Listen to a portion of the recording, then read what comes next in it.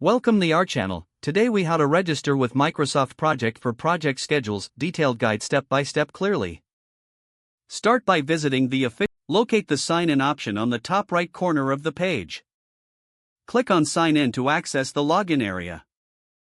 If you already have a Microsoft account, enter your email and password. If you don't have a Microsoft account, click on create one.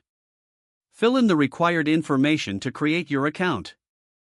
Once your account is set up, return to the Microsoft Project website.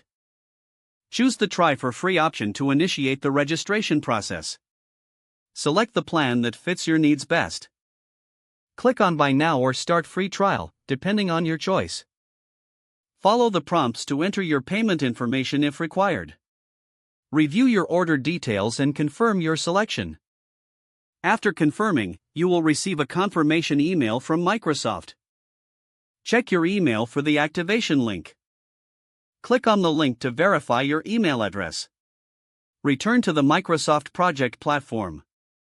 You will now be prompted to set up your profile. Fill in your project details and preferences as requested. Once your profile is complete, you will gain access to Microsoft Project. Familiarize yourself with the interface by exploring the various features. Begin creating and managing your project schedules efficiently. If the page does not load, refresh the browser or try again in a private or incognito window. Make sure you are using the correct email address, then retype it carefully to avoid small typos. If your password is not accepted, use the reset option and create a new strong password you can remember. Check your spam folder for verification or security emails, then complete any requested confirmation steps. Enable two-factor authentication if available to improve account security and reduce unauthorized access risk. After signing in, review your profile details so your contact information and settings are accurate and current. If you see an error message, note it down and try again after restarting your device and internet connection.